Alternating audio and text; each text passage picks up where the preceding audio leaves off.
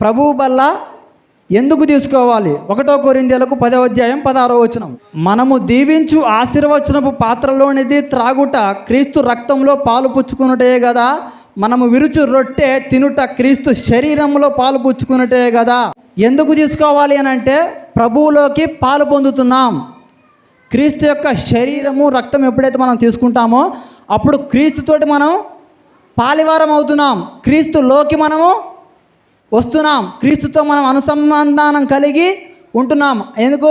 ఆయన రక్తాన్ని ఆయన శరీరాన్ని తీసుకున్నప్పుడు మనం ఆయనతో పాలివారం అవుతున్నాం. బైబిల్ చెప్పింది కదా, నా శరీరం తిని నా రక్తం త్రాగనివాడు నాకు పాత్రుడు కారు. అంటే ఆయన శరీరం తిని ఆయన రక్తం ఎప్పుడైతే మనం తీసుకుంటామో అప్పుడు మనం ఆయనతోటి పాలివారము అవుతున్నాం అన్నట్టు మనకు కనబడతా ఉంది. ఇప్పుడు క్రీస్తుతోటి మనము అనుసంధానం కలిగి ఉన్నాము. తరువాత క్రీస్తులో పాలు పొందినటువంటి మనమందరం, అంటే ఒక్క రొట్టెలో పాలు పొందినటువంటి మనమందరము ఒక్కటే. ఎవరికైనా బాధ వస్తే సహా కలిగి ఉంటున్నామా? ఏమో మనకెందుకులని వదిలేస్తున్నాం.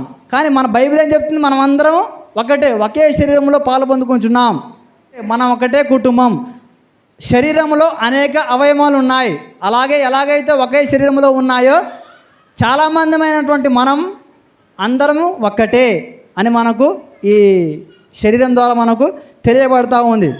ప్రభు శరీరం తీసుకోవడం వల్ల పాపాలు క్షమింపబడతాయని చాలామంది అంటారు. అలా తీసుకోవద్దు. ప్రభువా, దీన్ని తీసుకుంటున్నా కదా, నీ యొక్క శరీరాన్ని యొక్క రక్తాన్ని తీసుకుంటున్నా కదా, నాకు నా పాపాలు క్షమించు, దీన్ని తీసుకున్నప్పుడు నాలో పాపం తీసేయి అని అంటాం. కానీ అది సరైనటువంటి విధానం కాదు.